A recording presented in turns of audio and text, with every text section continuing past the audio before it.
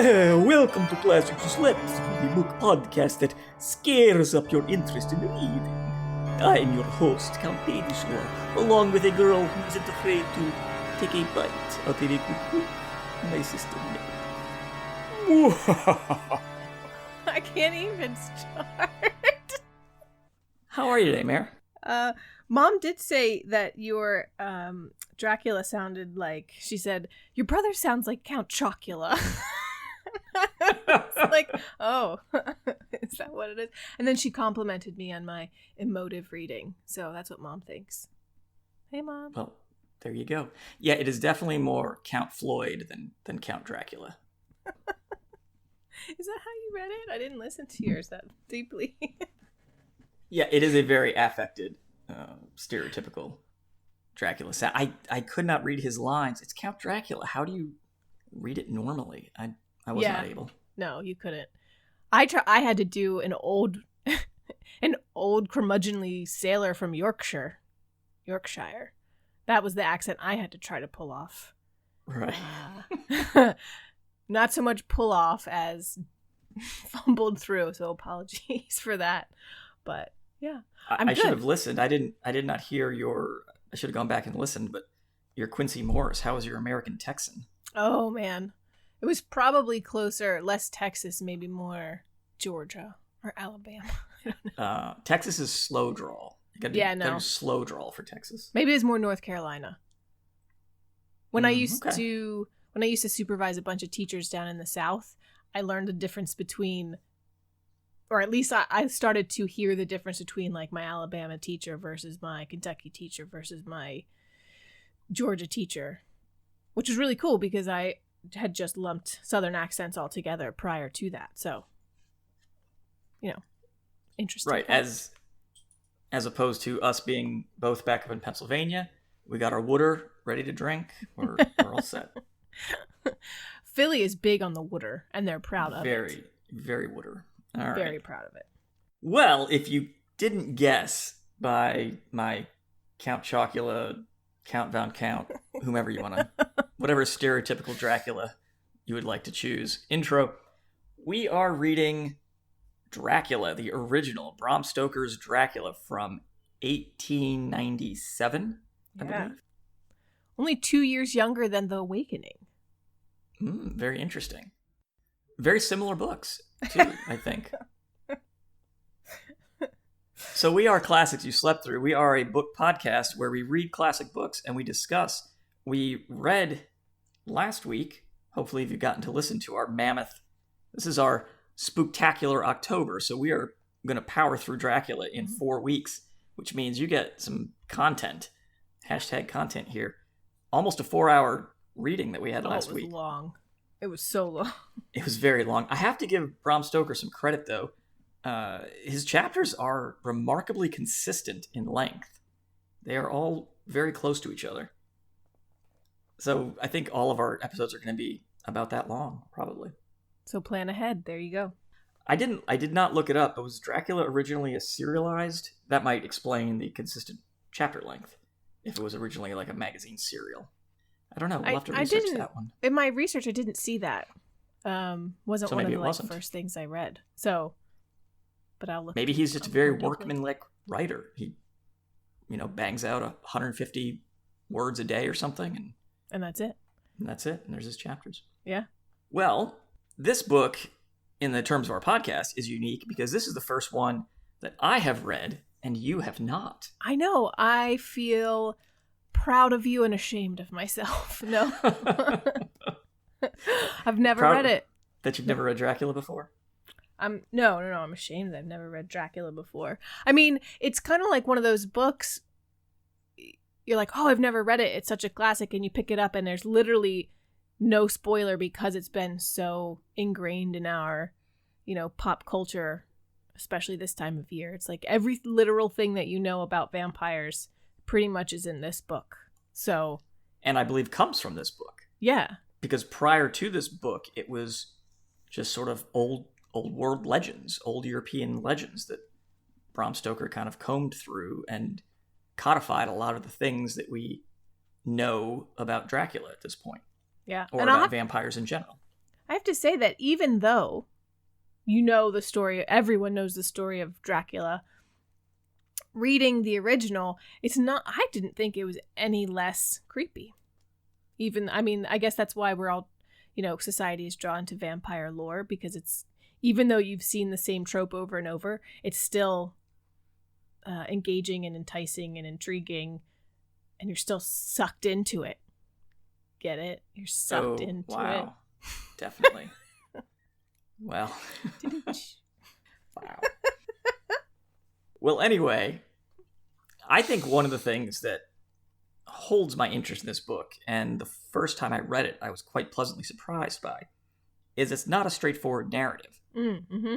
In fact, very little happens linearly, at least in this first section. It's all told from a from the future, looking back through letters and diary entries, and you have to sort of piece it together a little bit as you're reading it. Which is not always the easiest thing to do. Some people give up on books because of that, and that's why we're here. Don't give up on this book. So I wonder if, from a modern perspective, had this book been written just straight as a book, as a narrative, if it would hold interest, or if it would have reduced the creepiness factor. Having, knowing what we know about Dracula. We all know who Dracula is, what he does. I think discovering things in retrospect and discovering things out of chronological order heightens the creepiness. Yeah, because I could be wrong. No, I think that's a really good point, because even as a modern reader, knowing everything we know about Dracula, you enter into something that should feel very familiar, and then you are, disoriented while reading through dates and through time, and also seeing the differing perspectives. So it's not just, firsthand account knowledge of what happened between Jonathan Harker, as we're going to learn, while he's with Dracula. We get to see people missing him and wondering where he is and what's going on, and that side of it, which again I think lends itself to be more engaging. And I think creepy. It puts us in his shoes, because we don't have an omniscient narrator who's telling us what's happening outside of the door or what Dracula is thinking. It's all only through the eyes of Jonathan Harker or Mina or Lucy, and we only see what he sees and what he thinks. So while he's in a room hearing bumps and noises, we're sitting there hearing bumps and noises as well. Yeah. We discover it as he discovers it. And let's get on to the discovering. Let's go through this. Let's go through it. So what I thought we would do for this, so past this section, the book gets a little more linear. The chapters kind of line up in time a little bit. But in these first 7 chapters, things are a little more interlaced. So what I've done is I've put it in book chronological order of things that are happening. So I'm going to be going through it date-wise, but we'll also reference back to the chapters, so as we can see how things from later chapters come back and where they fit. Mostly in this section is dominated by the narrative of Jonathan Harker at Castle Dracula. So we'll see how his story is progressing through the first 4 chapters, and then how events from 5, 6, and 7 are interwoven in time with what's happening to him at the castle. And speaking of disoriented, I did not take my notes that way. So this is going to be a fun journey for all of us, including myself. So I've got my chapters, my notes done by chapter. So I'm going to follow along date-wise, which I think actually is going to help get that disorientation and really help alleviate that disorientation. And now we'll feel like we're seeing it in a linear narrative. So let's do it. Let's do it. So as I mentioned, the main thing, sort of the tent pole for these first 7 chapters are the first 4 chapters, which is sort of the cohesive narrative of Jonathan Harker, a solicitor. He just passed his solicitor test, and he is going, basically he's he's a businessman who handles business for other people. What do we call it in America? we don't have solicitors, do we? You would, I mean, an attorney would do this, right? Like you would engage an attorney to do some of these business deals for you. Mm-hmm. So he's going on behalf of like his boss solicitor to Transylvania, to Castle Dracula, to go over some papers and get Dracula's signature on some property that he has purchased in England. Multiple properties throughout. Multiple properties. Yeah. And so apparently this is some complex business deal, a lot of paperwork, so it requires someone being sent there. To give it just as an overview of the structure of what we're going to be talking about, chapters 1 through 4 are all from Jonathan Harker's journal, and they cover a period from May 3rd until June 30th. So about a 2-month period that he is at Castle Dracula.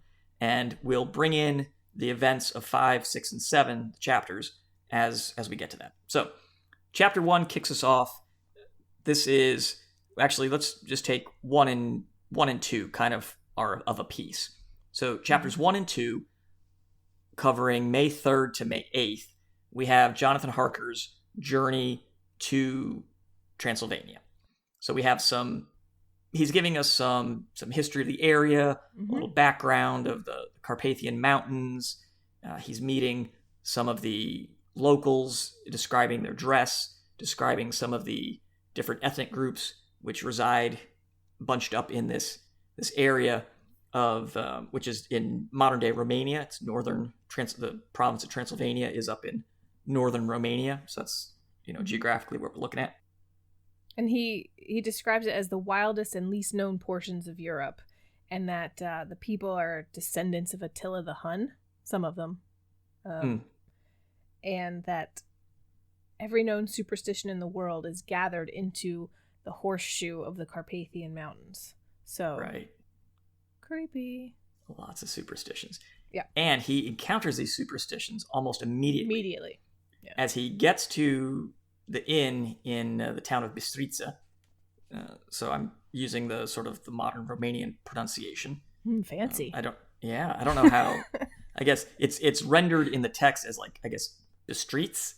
I guess is how Stoker was an Irishman, so he's writing it in English, obviously. But the Romanian, it's more Bistrița. So he arrives to this inn, and there's a letter waiting for him at the inn from Dracula, the Count himself. And the innkeeper and her husband are kind of wary of him. Yeah. She, presses upon him, like, take these rosaries. Jonathan is obviously, he's Church of England. He's a Protestant.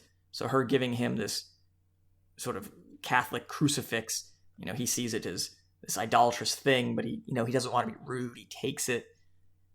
He tries to ask some questions about Dracula and where he's going. And suddenly, so he's an Englishman, he's speaking in German to these folks. And suddenly they decide, they don't understand German. They feign ignorance. Can't talk to you about this. Not going to talk about that. And everywhere he goes, people cross themselves and they give him the symbol of warding off the evil eye, which I'm not exactly sure what symbol they're talking of, but I'm thinking of like, the Italian Malocchia. The horns. Yeah. It's probably similar. Yeah. Which I used to have an old Italian boss who at the Italian restaurant I worked at, and if a table or an area was bad, he would tell us that had the Malocchia on it. He's like, don't sit them there. There's a Malocchia on the table. I'm like, okay, I didn't know that was a real thing. I guess it is. I guess it is. Now I know. Gonna need an old priest and a young priest. Yeah, but that old lady, she gives him that crucifix and she warns him about the 4th of May. We're going to talk about the 4th of May, the eve of St. George's Day, where so the at night midnight, he's traveling, it's a bad omen. She's like, stay a couple days, don't travel, don't go on this night in particular. Any other night, not this one. And why not this night? This is the night. All manner of spooky things happen. Yeah, all evil spirits have full sway on May 4th. Or, well, once it turns midnight, it's May 5th, and they have full sway. It's a terrible way to celebrate Cinco de Mayo. Well, I was going to say May the 4th be with you. It's a Star Wars day.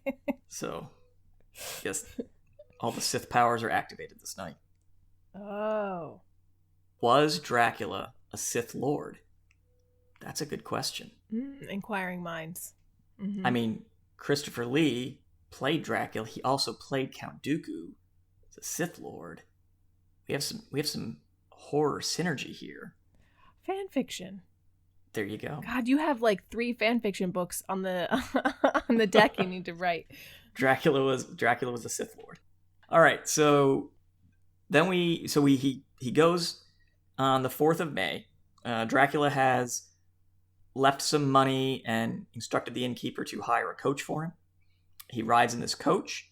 All the people in the coach, again, like you said, are giving him the sign. They're not talking to him. He tries to ask questions. They're crossing themselves. They don't like it.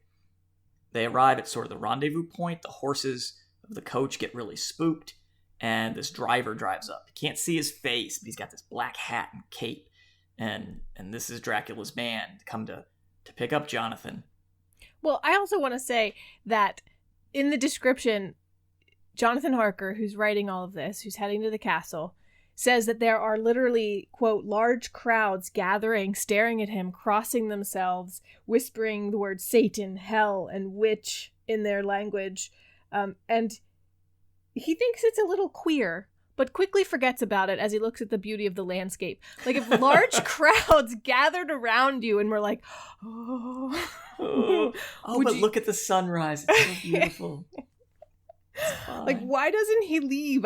He just is so, I don't know, white European privilege, although they're white Europeans too, but they're also like the backwoods Carpathian mountain people, whatever that means.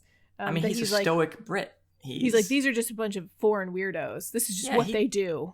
He doesn't truck with this superstitious nonsense. It's absurd. You know? Chin up and all that. You know, stiff upper lip. He's a good Briton. He's like, I think at one point he says, it didn't exactly make me feel comforted. Oh, that's understated. Yeah, exactly. That's right. Understated. And they give him gifts, like, to keep him safe. So weird. It is. So he gets into the carriage with this guy, and, you know, it's real late, he's tired, and he's not exactly sure what's going on, but it seems like the dude's just driving back and forth. Mm-hmm. Like, kind of either to waste time or to confuse him where he's going. And the whole time they hear the dogs howling. Right. And this blue flame popping up. The blue flame. And every time he sees the blue flame, the driver stops and goes over to it. And Jonathan even says, like, I can still see the flame. Like, the guy should be blocking it, but I can see the flame through his body. It's really weird. And the flame goes out, and the guy gets back in the carriage, and we drive on. And it's fine. It's fine. Then there's the episode with the wolves, where at one point the driver's away from the carriage and expecting one of those flames, and wolves come around the carriage. And so Jonathan's like beating on the side of it, trying to get the wolves away. But then the guy shows up and just sort of go, waves them and the away. wolves leave. Yeah. So this is still, I don't know, I would be pretty creeped out by this. The guy drops Jonathan off at the castle and is like, okay, you're here, and takes off, drives away, leaves Jonathan at the door. There's no knocker. It's kind of a dilapidated old castle. So we get a wonderful description of that. You know, he finally does knock and, you know, hears, you know, Dracula comes and meets him. And the description of the driver has like this big, huge, long, bushy beard. And he's got this very ominous look to him. Dracula comes and he looks a bit different. But he has the same iron grip as the driver. Yeah. So Jonathan's getting a little suspicious, a little wary here. What's going on? The driver has red eyes and pointy teeth and red lips. As does Dracula. So, I mean, their facial hair is different, so it's probably not the same. Probably not the same guy. Exactly. So the other strange thing Jonathan notices, there's no mirrors in the castle. There's no servants about. You know, this rich guy who's buying all this land has this huge castle. You know, Jonathan's expecting to see this serving staff. You know, Dracula brings him in. Here's some food. I'm not going to eat. I had a big lunch. You go ahead and eat, man. So, you know, they sit and they chat and whatnot. So this is kind of Jonathan's arrival. And it's sort of normalish until the 8th of May, where he gets up and he's shaving.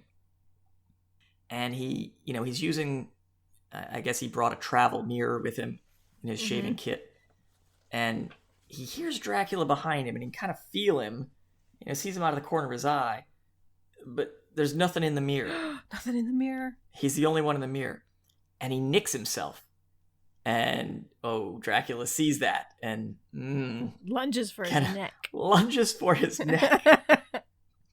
Grabs the mirror and throws it out and smashes it into a million pieces. And Jonathan's like, how am I going to shave now? Oh, man, I have to use my tinier mirror that I have. Exactly. But he lunges for his neck, and his hand touches the rosary, which, Jonathan Harker has decided to wear. And immediately, as if nothing has happened, and Dracula acts so normal that Jonathan's like, maybe that didn't actually happen. That didn't happen. I know the feeling of being gaslit, Jonathan Harker. The entire country does. I know how I feel, man. That didn't happen. He didn't just do that, did he? Not possible. So I do like that Jonathan just immediately dismisses the whole, I didn't see him in the mirror. Maybe I just didn't look. I don't know, wrong angle, something. I still don't look in mirrors at night to this day. What? And if I let myself, I'm terrified. It's one of my weird things that I'm terrified of.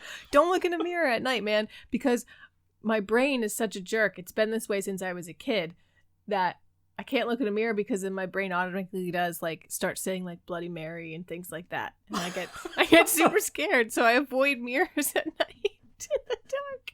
If I turn the light on, it's okay. But if it's, if it's at night, don't look at you don't do it. No. Okay. No. All right. Interesting. So that takes us to the end of... Do you watch Supernatural? I don't watch anything. Oh my god. Supernatural is a super big guilty pleasure, and they have a really scary episode on Bloody Mary, which reinvigorated my fear. Oh, so you're definitely not looking in mirrors after this. No. I'm surprised they even own mirrors. Jonathan doesn't know how to shave without one. So. Well, it is difficult. I've done it. It's possible. You can do it. It's just got to be careful. Of all the descriptions of Dracula in this book, one of my favorites is when he's talking about Dracula, he's trying to be a normal person. He's very hospitable and good to talk to. And they're sitting by the fire, and he leans over and places his hand on Jonathan Harker, being very kind or whatever. And he gets close enough that Harker can smell his breath. And he said it was so bad he almost puked. And he couldn't hide it. I guess he was gagging, and Dracula noticed and drew back. It's I'm sorry. I mean, I have to admit, Dracula's actually a pretty nice host. He is he's very accommodating. Because he wants to eat you later. Well, he needs you to get his paperwork signed first. Oh, that's true.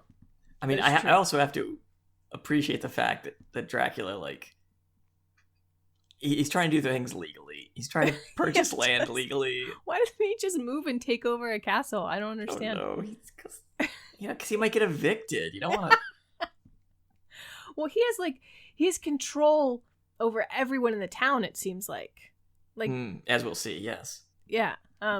Also, the description of Dracula, he's got a super thick mustache, which there is not a single modern Dracula with a big mustache and big bushy eyebrows. This is definitely some kind of 70s porn parody at this point. He's got the huge mustache.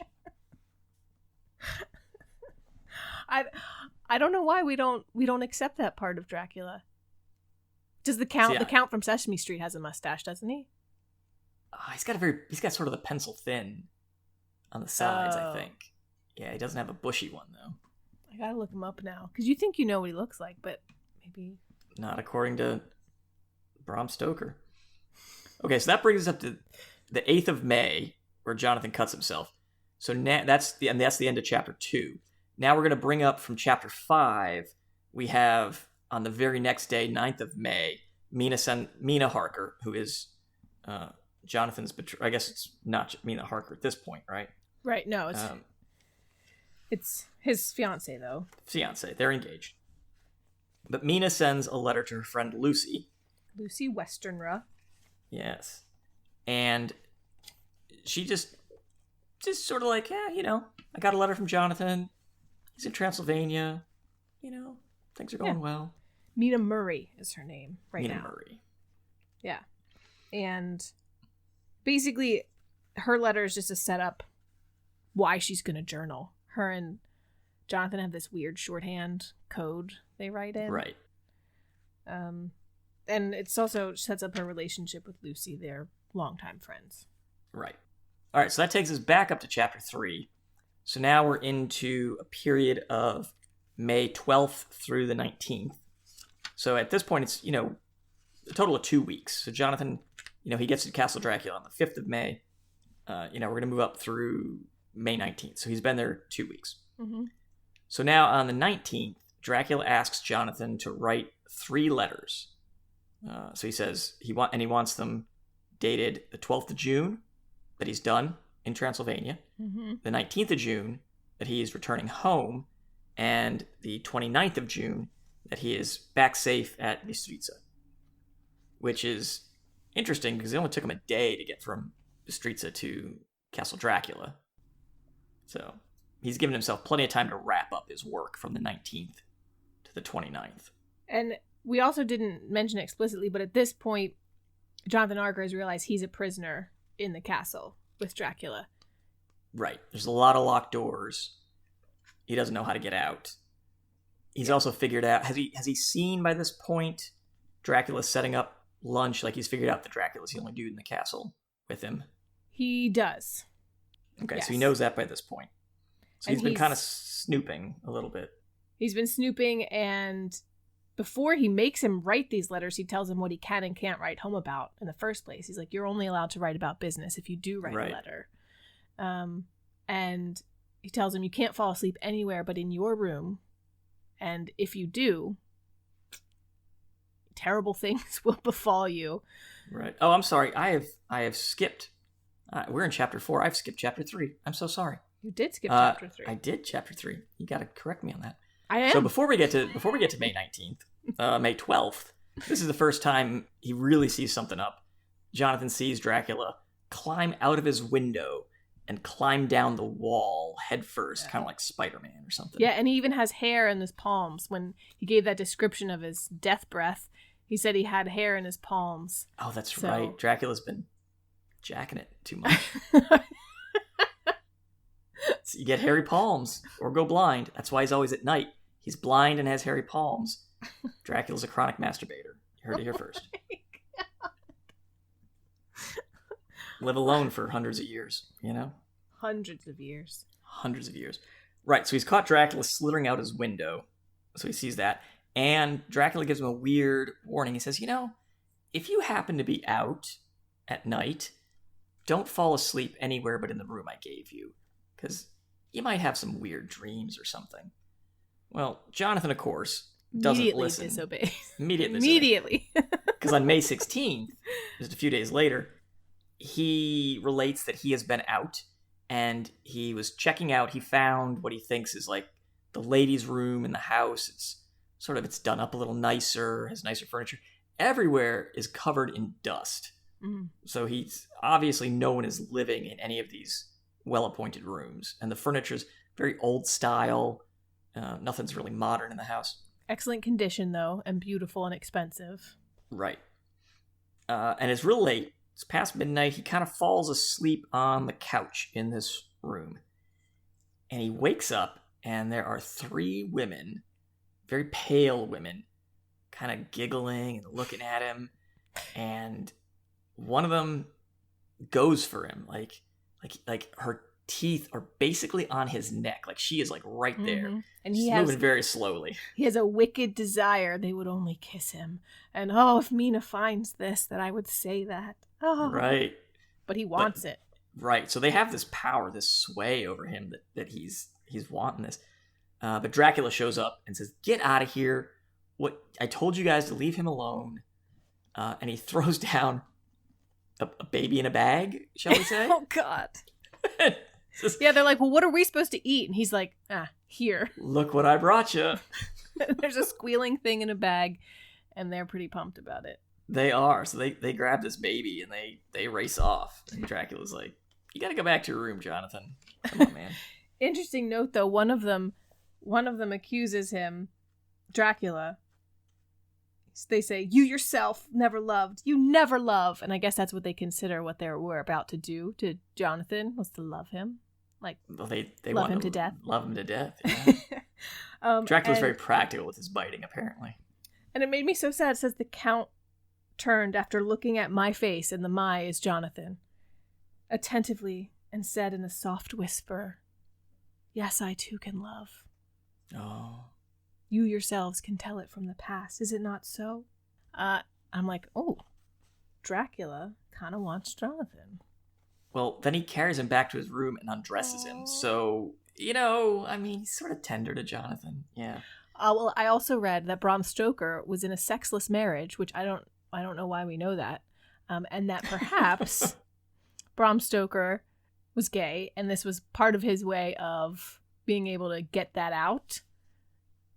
And then he was friends with Oscar Wilde, and friends with a bunch of other people, but he also called for every homosexual to be imprisoned. So I think he's overcompensating for his own. He thinks that they're shameful desires. That's what I read. So he places them on his monster Dracula. There you go. Perhaps. Because he felt ashamed. Sorry, Bram Stoker. Wish you could have lived your life, my man. Well, he was also quite racist, so, let's not completely lionize him. Okay, well, no. Never mind. Exactly. So, don't read his follow-up book. So now we go to May 19th. Dracula tells him to write 3 letters and post-date them, and Jonathan realizes, June 29th, so that's how long I have to live. Yeah, that's when I'm going to die. Right, once these letters go out, I'm done for. Mm-hmm. So he writes a letter in shorthand. Well, before we get to that, sorry. So that takes us up through May 19th. So while Jonathan's writing his 3 letters, we get another letter. So now on May 24th, this is from chapter 5, Lucy sends a letter to Mina telling her, this Lucy, like, she kind of gets around. She's got 3 proposals in one day. And she has got the guys just on a string. They are weeping because she is just the best of women. And it's very much, she turns down 2 of them, and it feels like asking somebody to the prom because you just, I hope we're still friends. We can still be friends, right? We're the best of friends. And quick, before you accept a proposal from someone else, kiss me before you're technically going steady with someone else. And Lucy goes, yeah, okay. There's some logic to that. I see what you're saying. Yeah. She gets proposed to by Dr. Seward, who is of all of 20 and 9, or 9 and 20, or whatever she says, and he has a whole lunatic asylum all to himself. What a lucky boy. Well, he's got an income. He's got good prospects, right? And he looks at her, stares into her face, directly into her eyes, and says she's an interesting psychological study. And you got turned down, Dr. Seward. I can't believe that's true. I don't think I would have accepted that one either.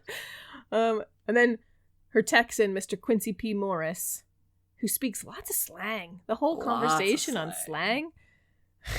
I did read that his inclusion in this book is simply to make fun of Americans, and how silly we are.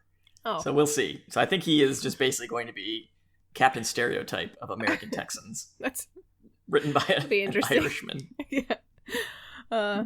And of course she has a proposal from Arthur Holmwood, who she says yes to. Right. Because that's the one she really likes. Yeah. I feel like, is this Stoker's weird way of introducing these 3 characters? He's like, I don't know how to connect them. Maybe they all want to marry the same girl. That makes sense. It makes total sense. Total sense. He really knows how to write women. He's like, well, I was going to bring up at this point, contrasting Lucy and Mina's letters, which are female characters written by a man in the late 1800s, as opposed to going back to Northanger Abbey and actual letters between females written by a female. Yeah. There's definitely a different tone to these letters. They feel slightly sillier and gigglier, shall we say? Slightly. Also, in contrast, The Awakening was written in 1899. This is 1897. So, true. Contemporary works, different, countries or whatever, but think about how the Edna as a female character, and now Lucy and Mina as female Mina. characters. Like, don't even seem like they're the same species practically. But Definitely not. one of my favorite things that Lucy says is that she feels terrible, and she says, I wish a girl could marry, why can't a girl marry 3 men, or as many as want her to marry them? Seriously? Yeah. Is that a little projection there, Stoker? I don't know. I wouldn't be able to marry as many men as want to marry me. And then she's like, but there's so many other girls. They'll be so jealous. I feel so badly for them. Come on. Is it polyandry? That's like the ultimate #feminism, right? Polyandry? Yeah, that's multiple men. That's one woman marrying multiple men. As opposed to polygamy is one man marrying multiple women. Oh, I've always used the one word just to mean... Oh, see? You gotta use polyandry when you're one woman marrying multiple men. They could just be polyamorous, and nobody has to get married or do any of that paperwork. Yeah, seriously. But as we've seen, Dracula's very into paperwork, so that would not fly. All right, so then the next day, we get May 25th, still in Chapter 5 here, and we get the first voicing from Dr. Seward. He's sad. As he is. He records his diary entries, his journal entries here. And that's actually going to be a point that we're going to come into at some point in this book. The word diary and the word. So we, as Americans, use the word diary to mean, your personal thoughts, a personal journal. Whereas the Brits, diary is your daily schedule. It's just your planner book. Yeah. Interesting. Yeah. So when you see diary in here, somebody makes an entry into their diary. It's not their journaling about their day. They're actually writing on their schedule. Or their schedule, as you would. Well, in his schedule or in his diary. His schedule. Yeah. So on the 25th, Dr. Seward has a voice entry and introduces a character that we're going to see fairly soon. His patient Renfield. R.M. Renfield. Yes. And what's wrong with Renfield? So he likes to collect flies, apparently. Totally normal. Our vice president apparently does as well. So him and Renfield might get along. I don't know. Well, Renfield also hallucinates. He suffers from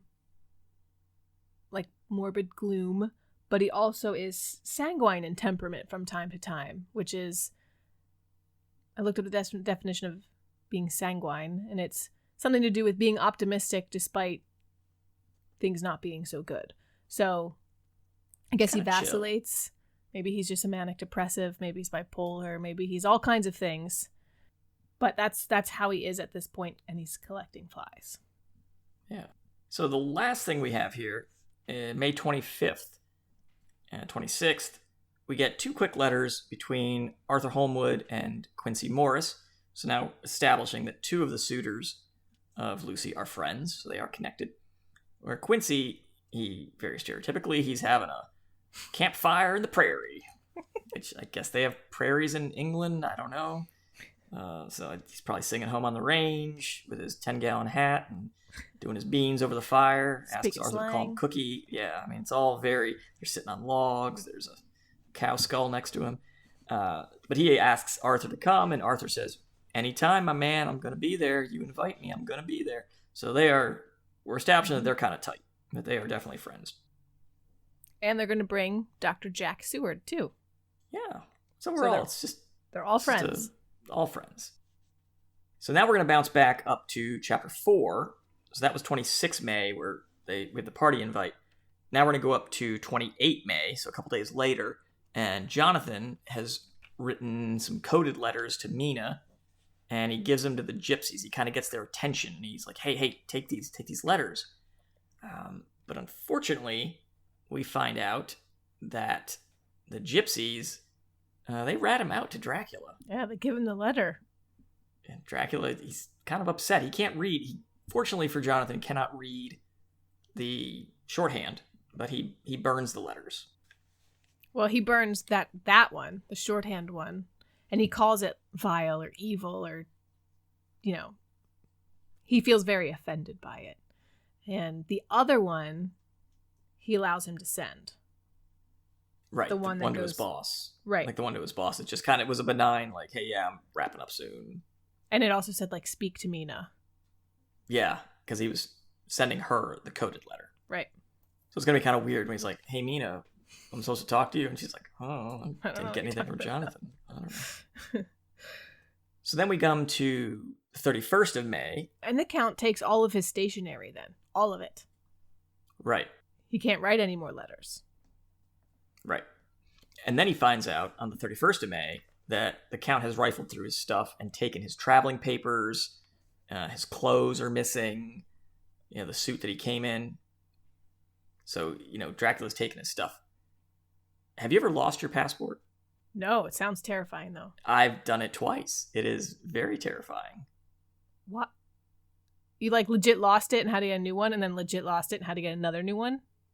Legit misplaced them, and fortunately they were found. So the first time, it was before we had kids, so it was just the two of us, and we were on the train in Germany and had fallen asleep or something, and woke up like right at our stop and grabbed our stuff and left the train and left our passports on the train.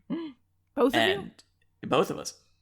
And very, very thankfully, the lost and found on the train found them, and they were like waiting at the station on our way back. And so when we got back to whatever the main station was, I can't remember now where we were.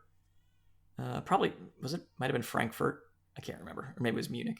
When we got back to the main station, they were waiting for us, and you know we went into the lost and found, and we're like, "Do you have any passport?" And as soon as we walked into the lost and found, the guy looked at us, pulls our passports out, and goes, "Are you Mr. Davis?" I'm like, "You have our passports." Like, he's like, "Yes, we do."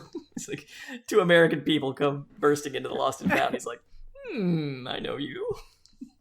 So that was very nice. We gave him some Jordanian olive oil that we had with us. He was very appreciative.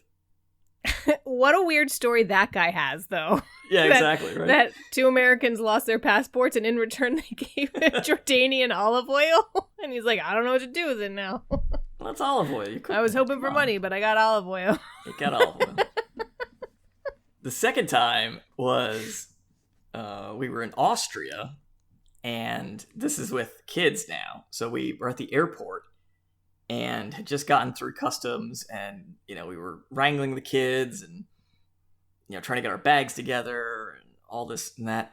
And apparently I left them on the seat at baggage claim, and we busted out of there. Yes, not all just of them. not just mine. It was all the passports. And we were really freaked out because we were only going to be in Austria a few days, and then we were going to travel to the Czech Republic.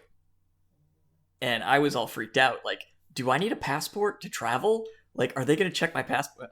No, in Europe, they don't. Once you're in Europe, you can just bounce around without a passport, fortunately. I mean, I immediately called the airport, and again, thankfully, the airport lost and found. Somebody picked them up and turned them in. So the airport lost and found had them. So we traveled to the Czech Republic on the train.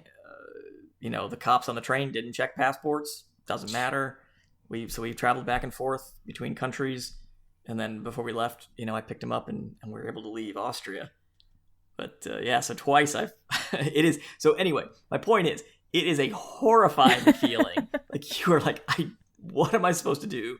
I am trapped. So I can only feel for Jonathan here, losing all of his traveling papers. And his clothes. Like he took his clothes too. His traveling suit or whatever. The only thing I ever lost was literally my bags. And I didn't lose them. And it was the first time I traveled internationally ever. So I traveled to Scotland for a summer program on my own for the very first time ever. I felt terrified and also really badass. But I arrive at the airport in Scotland and no bag. And I'm like, I've only ever heard of this happening. Good. Why would that happen to me? And it was a couple days before it got back. I got it back, but the only time I've lost a bag was coming back to Jordan from America. Unfortunately, I lived there, so I had other clothes. So I didn't need anything out of the bag, and it was just like a day or two before the airline brought it back. Because there's only one flight a day from JFK, so it came the next day. It was not a big deal. Anyway. Good times. Yeah, very nice. All right, so now that bounces us down. So that's Jonathan, his papers are missing, his suits are gone. So now we're going to bring some info up from Chapter 6, and we start to get some info on Mr. Renfield. So we've got some notes. Seward is really interested in this Renfield guy. He is collecting spiders, or flies, and he's collecting spiders, and apparently he's feeding the flies to the spiders. He's using using some of his food that he gets every day to attract flies in.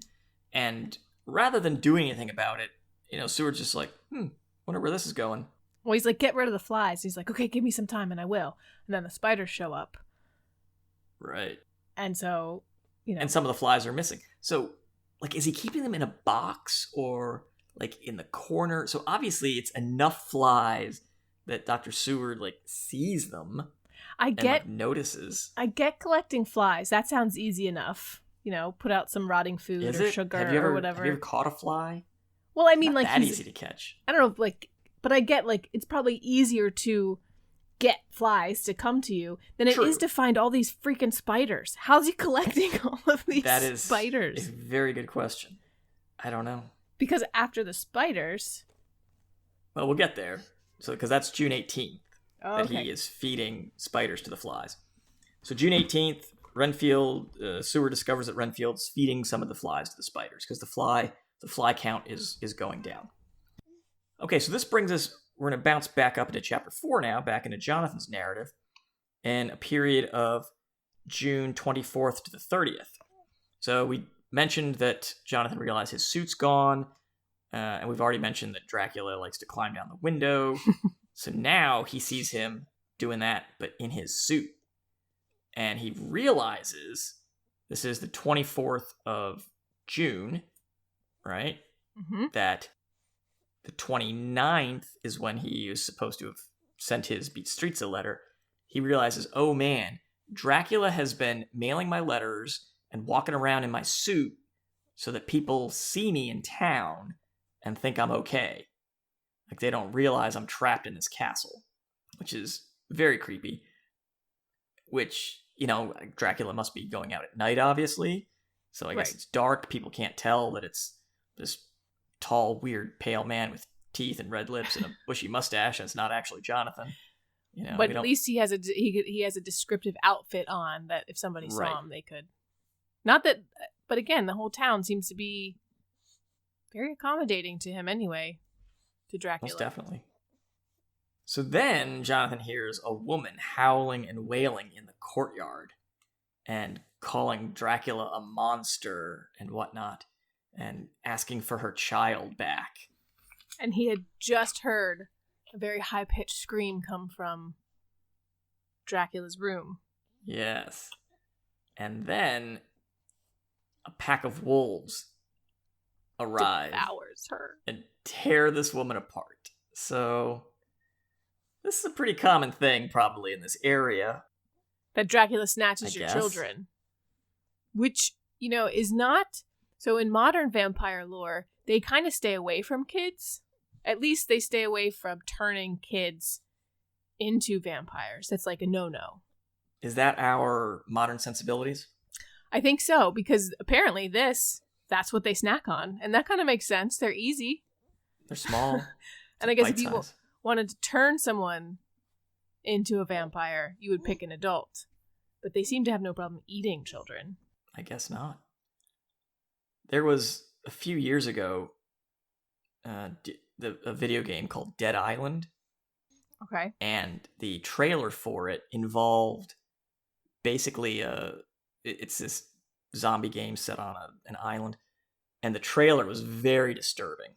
It was kind of told it backwards a little bit, but basically it was this father trying to rescue his child, and escape his little girl and escape, but she gets infected or whatever and then attacks him at the end. It's just super disturbing. So I think that is our modern sensibilities. We have this sort of thing against, children and we kind of leave them off limits a little bit. Well, because they're extra creepy. It's too scary. The opening of the newer Dawn of the Dead from, I don't know how many years ago now, but it was new then, is, a little girl coming into, I think it's not her parents, I think it's the neighbors, but she comes into the room and you can't tell that she's turned, and then they're fast zombies, which makes it even creepier, but it's a kid. Right. Sometimes Ugh. trying to put the kids to sleep at night, I would hold them, and the way the light was would make their like eye sockets. You couldn't see their eyes. And then again, my brain would be like, what if it just totally zombied out and attacked your face? And then it creeped me out, and I wouldn't want to hold them anymore. You have one of those black-eyed children the media won't tell you about. That's what it is. What is that? Black-eyed children? Right, the media won't tell you about those black-eyed children that are being born. Ask the Kids Bop group? He'll tell you all about it. No, it's like demon children that are being born. Media won't report it, though. Did you say Dad knows all about it? Yeah, ask him about it. He'll tell you about it. Oh, God. So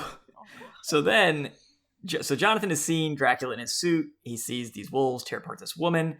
He's putting two and two together. Dracula can control these wolves. And he's like, look, Dracula's wearing my suit around to get some plausible deniability of my whereabouts. I'm screwed. I got to get out of here. Mm-hmm. So he decides to, look, if Dracula can do this, I can do it too. I'm going to crawl out the window, man. Because the mortar between the bricks is... So, I mean, this is some American Ninja Warrior stuff here. I mean, he is like rock climbing and scaling this castle. So good for you, Jonathan Harker. He's been doing some Batman push-ups in his room or something. I don't know. But he makes it over to Dracula's window, and he gets in and realizes that Dracula... Before that, right? So what, you're on June 28th, 29th? June 25th. Oh, okay, never mind. Yeah, we're on June 25th right now.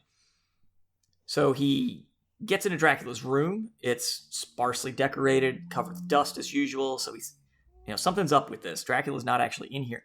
He finds a winding staircase down, and this is where he finds the boxes of dirt. So it doesn't call them coffins, it calls them boxes of dirt. So Dracula is sleeping in this box of dirt, and he's laying there, and his eyes are open. I mean, that's kind of creepy. And he looks dead-ish. Right. He's pale, no heartbeat, no pulse, no light in his eyes. Except there's no light in his eyes, but there's a terribly hateful look. Right. So is Dracula conscious at this point? Does he see Jonathan? Does he know what's going on with his eyes open while he's laying there? He's in some kind of weird hypnotic half-awake state. Yeah. Because I think that he not only needs to eat blood and stuff, but there's something with the graves, with the dirt. He needs to return to where he lives. Yeah, like dead. The dirt, Transylvanian dirt gives him power, or helps him recharge his power. So maybe he's take it with him. Yeah, he's like in a fully weakened state now. Right. So the next entry we have is June 29th, a few days later. And Jonathan just straight up says, hey man, can I leave? Like, I think we're done. Can I just go? And Dracula's like, hey man, front door's right there. Go ahead. But if you open it, there's going to be some wolves out there. I'm just letting you know. Well, this is Jonathan Harker's he's challenging Dracula. And he's like, I want to go. And he's like, no, but you don't have any luggage. He's like, I don't want my luggage. I don't need it. He's like, well, you don't have a carriage. I will walk. Can I go? He's like, can I go? And Dracula's like, all right, man. Fine. If that's really what you want to walk with none of your stuff? Cool. Yeah. Go ahead. So he does. He tries to leave, and there are literal wolves at the door, pawing. Like, as he's cracking the door, their snouts and their paws are coming in. He's kind of screwed at this point. Until Dracula just comes up and slams the door and is like, you still want to go? John's like, nah, I'm good. I'll just go back to my room. Yeah. I put in quotes in my notes, he decides to stay. Decides I'll hang out a few more days. So he says, you know what? I'll leave in the morning. Unfortunately, however, he can't leave in the morning. And he's locked. Mm-hmm. He's stuck. He needs a key. Right. So he's like, Dracula's got to have a key. So he decides to go back to Dracula's room, goes to Dracula's room, and finds Dracula laying there. And he's been eating. He looks full now. He actually looks pretty good. He looks swolled up. He's been like really swollen. Exactly. Like, full of blood. Replete with blood, shall we say. So he grabs a shovel and he's going to try to kill Dracula. But it doesn't work. He misses. Well, he just can't do it. Dracula's got this mocking smile on his face. Yeah. And he attempts to kill him with a shovel, but it doesn't work. Does not he gets work. this, like, Dracula's face changes or something, and the shovel drops out of his hand, and then the shovel Bumps the falls box and knocks lid. the box lid back on it. Just, happens. Just right. Happens. Yeah. So Jonathan gets freaked out and runs back up to Dracula's room, but he can't get out. He's now trapped in Dracula's room, and he hears a bunch of workmen coming, and he hears the boxes being moved and drug out of the castle. And sort of the last thing he writes is to Mina, I pray I get out of here, and I'll hopefully see you again. And that's where we leave Jonathan Harker's narrative. He realizes he's alone in that castle with the vampire women. Right. And, ultimately he ends with, like, his plan, I think, is to scale the castle wall and escape. Right. He's going to try to climb down and get out if he can. That's sort of where we're going to leave Jonathan on the 30th of June. So now we're going to bounce down to chapter 6 on the 1st of July. And this is where Dr. Seward realizes that Renfield, the spiders haven't been doing all the work. Because he's sitting there and a fly comes in, Renfield grabs it and just throws it in his mouth. And he decides that, he's been eating some of these things. So he's also, next entry on July 8th, Renfield has moved up from catching flies and spiders. He's been taming sparrows. And so now he's feeding the spiders. The spider population's going down. He's giving the spiders to these sparrows. And so, were you singing "There Was No Lady Who Swallowed a Fly" the whole time? Because I was. Was an old Renfield who swallowed a fly. Well, Renfield also wants a cat. He's like, "Can I have a kitten? Maybe, please." He begs please. for it. So kind. He also notices, now we're into July 19th and 20th, that some of the sparrows are now missing. And the nurse who's been checking on him, so I guess Dr. Seward doesn't see him every day, the nurse says, "Hey, I found some blood on his pillow and some feathers." And a few days later, he barfed up some feathers. So I don't know what's happening, but... But the sparrows are gone, though, so I guess that's good. That's so cartoonish. It's like Sylvester and Tweety Bird. Well, Sylvester's got like a yellow feather sticking out of his mouth and burping. Right. It's ridiculous. That's exactly what it is. So while this is happening, while Renfield has been eating sparrows and spiders and flies through July, through July 1st through the 20th is what we're talking here. July 6th, we're going to pull some stuff from chapter 7. On July 6th, the Demeter sets sail. So this is the ship carrying the boxes from Castle Dracula. And through July, things start happening. So the captain's log tells us, July 16th, crew members are missing. They just start disappearing, which is, I don't know what you would do at that point. You're on a ship on the ocean. And his first mate is, I don't know what to call him. He's surly. I feel like that's the only word that comes to mind. But the first mate is skeptical. And then you find out he's Romanian versus everybody else who's German. And he doesn't say anything. He doesn't necessarily know right away, but he's got like a deep gut feeling, I think. Something's up. Well, somebody sees a strange man on the ship. And the captain's like, "What are you talking about, a strange man on the ship? There's nobody on the ship. Let's search it anyway." So he humors them. They search it from stem to stern. Don't find anything. He's like, "There's just these boxes here. There's nowhere anybody can hide. Yeah. Nobody can hide in these boxes." I don't know. Whatever. So the Demeter is sailing through July and August. So at about, mid-July, the 17th, people are starting to go missing. The July 24th, another guy goes missing. And the 24th is the same day from the previous chapter when Mina she travels to go see Lucy. So she's going to go visit her friend in Whitby. And she meets an old guy. She meets Mr. Swales in the graveyard, who starts telling her tales. If there's anything worse than your Dracula, it would be my Mr. Swales. That was so bad. Anyway, I like Mr. Swales, though. Well, fortunately for you, you don't have to do much Mr. Swales. Dracula will keep showing up. Mr. Swales doesn't last long. But then on the July 26th, we hear that Lucy has started to sleepwalk. It's kind of something, that she's used to do when she was a kid, but it's getting worse. Arthur's dad is sick. Mina's like, I haven't heard from Jonathan in a while. I'm starting to get a little worried here. So things are starting to pick up.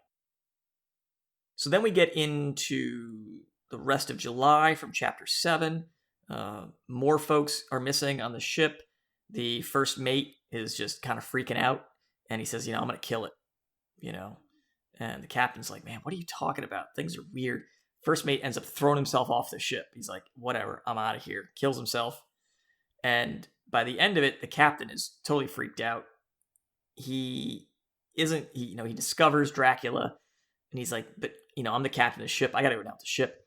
So he lashes himself to the wheel of the ship. He clutches his rosary tightly. And he's like, we're going to sail this thing all the way to the end. It's because they know. I mean, because they know what he is. That's why. Right. That's why he's holding the rosary. Yeah. Because he needs some kind of protection. How did we find out that... Or how does the captain find out that he can use that as protection? Because he gets in a fight with him or something, right? Okay, so on the 3rd of August, that's when the mate, he goes down below. He's like, Captain, I'm going to figure this out. He runs into Dracula and tries to get into a fight with him. Tries to stab him, doesn't work. It goes right through him.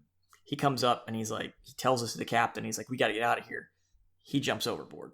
Captain thinks, the mate was crazy. He's the one who's been killing everybody. Mm-hmm. What am I going to do about this? But then that night, because on the 4th of August, the final entry in the captain's log, he says, nope, okay, the mate was right. I saw it last night. It's freaking me out. I guess I should have, good that the mate died like a good sailor in the sea, but I'm the captain. I got to go down with the ship. So he ties himself to the wheel, holds on, he's a good German Catholic. He clutches his rosaries and said, may the Blessed Virgin and all the saints protect me, and ties himself off, and that's where we leave the log. So Dracula can't even come near this person because he's holding a rosary. Right. Which is why the captain is still intact when when the ship finally reaches shore. Ah. So that happens on the 4th of August. Then on the 8th of August, or the 6th of August, 2 days later, on the shore, Mr. Swales talks about he's going to die. He thinks he's going to die soon. There's a big storm brewing, mm-hmm. and there's a ship coming. So it's the Demeter, obviously, coming towards shore, but it's acting very strangely. It's kind of listing back and forth. It's not sailing correctly. So it's going to be a few days before it gets here. So that's 6th of August. 8th, 2 days later, the big storm hits, and it's really terrible. Everybody in town is watching this thing come in. And as it gets close, the people see, well, that's why it's acting crazy. The guy's dead. They can eventually see the captain dead on the wheel. The ship kind of runs aground, and this big dog jumps off and races into the woods. And is lost. They don't see it again. Yeah. Which is too bad, because, Mina says, the town would have probably adopted this dog and taken care of it. Too bad. And there was mention of the SPCA, which I thought was interesting. It was around back then, I guess. Yeah. Yeah. So then we have that night, the 8th of August, she's sleepwalking mm-hmm. still. And Mina has to, get her and, come back to bed, Lucy, get some sleep. And the next day on the 9th, the authorities kind of search the ship. They find these boxes. For whatever reason, they let Mina have the captain's log. I guess she's, sure, here you go, girl. You can have the captain's log. We don't need that for evidence in our investigation or anything. But well, it was pasted. It was a cutting from the Daily Graph, right? Or they give her the captain's log? I thought she was permitted to read the log, right? Oh, permitted to read it. So maybe she... No, I think it was she pasted a cutting from the Daily Graph in Mina's journal, in her journal, and that person was allowed to read it. Okay. So the reporter or whatever, which she pasted in her journal. Okay. So Mina reads it, puts it in her journal so that we can read it. Yeah. So kind of her. And then the next day, on the 10th, Mr. Swales is dead. They find his body. His neck is snapped. And we have the funeral procession for the ship's captain. Mina was very touched by it. Very touching moment. And Very Lucy kind. seemed pretty upset too. Yes. And so that's where it leaves us here at Chapter 7. That's our long section to kick off Dracula. There's also this weird thing, though, about the seat where they sit, right? And where, on August 10th, during the funeral, the poor fellow was laid to rest quite near our seat, so that we stood on it when the time came and saw everything. Lucy's restless and uneasy, and then there's a man with his dog, which is weird. And the dog would not go to his master for some reason.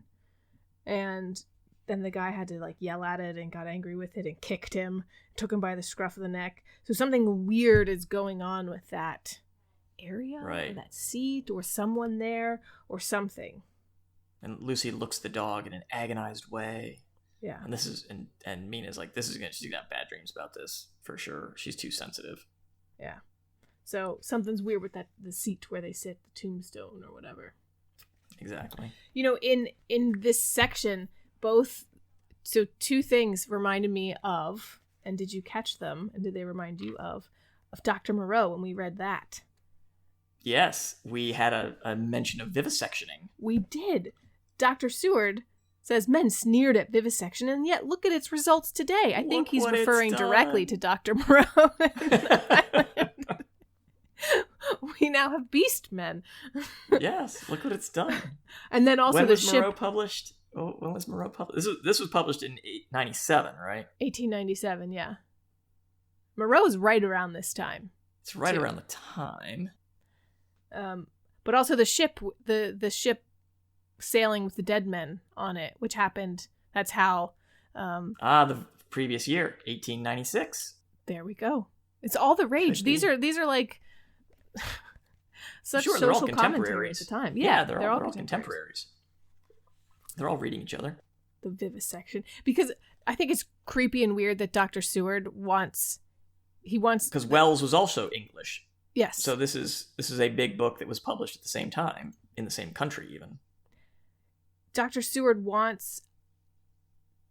actually wants the experiment to run its course. He's like, I'm going to let him eat the flies and the spiders and the sparrows. Right. And if I give him a cat, for science, I need to find out, is he going to eat the cat? And then what comes next in the song? A dog, and then a goat, and then once you swallow a horse, you die, of course. Of course. That's how the song goes. That's how it's going to end. This creeps me out, even though I know everything there is to know about vampires, and had my own little vampire obsession goth stage prior to, and not because of, in any way related to the sparkly vampires of Twilight. I was very much into Anne Rice's Interview with a Vampire. This movie... A pretty good book. I've also read that. That's a good book, yeah. The movie of Bram Stoker's Dracula came out in, 1992? Somewhere around there, early 90s. As we know, because they have a current Instagram page that likes some of our posts. There's still a 1992 Bram Stoker's Dracula movie Instagram if you want to check it out and follow. But I remember this movie coming out when I was in second grade in 92. And then I remember Interview with a Vampire came out in 94. And I was dying to see both of them. And Mom said no. What? I don't understand. Jurassic Park freaked you out about the same time, so I don't think this would have been good for you. We saw that in the theater together. We did. And I remember, I held your arm so hard, I, dug my nails into your forearm. I don't know why Mom took you to see Jurassic Park at that age. I still have dinosaur nightmares. It's one of the things, I have two common nightmares, and it's dinosaurs and zombies. I think we have a connection here. Mom, why did you let me see Jurassic Park when I was a child? I don't know. I just see Dirty Dancing because you snuck downstairs and watched it. That's a totally different issue. Good parental rationale for anything. I don't know. All right. So anyway, So let's wrap this up. I do have a quick. The mailbag continues to be open. Yes, mailbag. Yes, mailbag. So we got another note from Badger out on the road somewhere. Hey, man. So he is now using, I guess, the trucker audio email. So I guess some kind of voice to text to send us an email while he's driving, which is good. Don't drive distractedly. Yeah. Hands on the wheel, eyes on the road, so that you can talk while you're driving. So he's just giving us a quick update. He's skipping Northanger Abbey for now because he wanted to catch up with The Awakening. Fair enough. And he'll go back to Northanger Abbey once. Which again, Badger, read. It's good. You're gonna like Northanger Abbey, man. It's funny. It's witty. It's Jane Austen. I mean, it's one of the big ones. You got it. You got Northanger Abbey. He said he'll come back to it. I trust him. He did. I trust him. So anyway, so just an update from the fans. So Badger's still listening, still reading, still driving. So if you would also like to send us a note, you can do that. cystpod@gmail.com. You can also hit us up on social media, cystpod. You have to send us an email if you're under 25 and still use email to prove that we haven't gotten any emails from under 25-year-olds. We have no idea how old Badger is. I'm guessing not under 25. That's just my guess. Still. I don't know. It could be wrong. Badger, let us know. Are you under 25? He didn't stipulate. Of course, he probably hasn't gotten to that episode yet where we mentioned that. So we'll see. Yeah. Anyway. Sorry, I interrupted you. You're giving the socials. I was giving the socials. It's at CYSTPod. We are on Twitter, Instagram, and Zuckerberg's democracy-destroying Facebook. So you can hit us up anywhere on those. For next time, we are going to be reading up through chapter 14. So if you're reading along at home, another nice, big, chunky section as we continue steaming on towards the end of Spooktober and Halloween coming up. Seeing what Dracula's doing. What are you going to be for Halloween, Kyle? There is no Halloween. I think what there is Halloween. Well, there is, but there's no trick-or-treating or anything. But I think what we're going to do is do a haunted house for the kids. We're just going to do a couple of spooky things in the rooms, let them come upstairs in the dark with a flashlight or something, some candy. Your middle child is not going to like that. None of my children are going to like that. Oh, great. You should do it. But we're gonna do it anyway. Because we got to do something. And at least this way we can control the amount of candy that they get and they don't complain about getting to eat candy and we don't have Halloween candy literally hanging around the house for 6 to 8 months afterwards. Oh my God. I think I still have Halloween candy from last Halloween. When we were kids, man, it would drive me crazy that you would not eat your freaking candy. You had that stuff around forever and you wouldn't share it. And I would literally eat all of my candy in one night. The whole bag. After you eat it, it's gone. After you eat it, it's gone. And you have nothing to look forward to. What? You got to save that stuff. The other night, Ben whispered to me, Meredith, go to the bottom drawer of my desk, move the envelope, and bring us something. And I went and it was a big bag of Halloween candy. And I was like, why is this in the house? You need to hide this. Is it from last Halloween or is it recent? No, he bought it for this year. I said, nobody's trick-or-treating. Okay. I don't understand why we have this. And he said he's just going to put a bowl outside and let people do what they want if they want to. I don't know. I guess you could do that. I think the CDC even recommended against that even, so we're not even bothered with that. Yeah. Yeah. We're going to do a lit at the Arboretum. It's outside. We'll have masks and everything, but we're going to do a lit jack-o'-lantern walk that they have. Oh, very nice. Vince will he wants to be a zombie, so I got him a zombie mask. Okay. Because he's obsessed with Halloween. I think we might drive around and look at decorations or something, something like that. There's a few already up in the neighborhood. I don't know. Woo-hoo. But yes, I have sensitive children, so can't do too much Halloween-y stuff. Yeah. All right. So anyway, like I said, for next week, through chapter 14, we will be in your feeds tomorrow with those chapters. And until next time, there's a sub for social studies this week. So he's just putting on Great Pumpkin, Charlie Brown. Peace.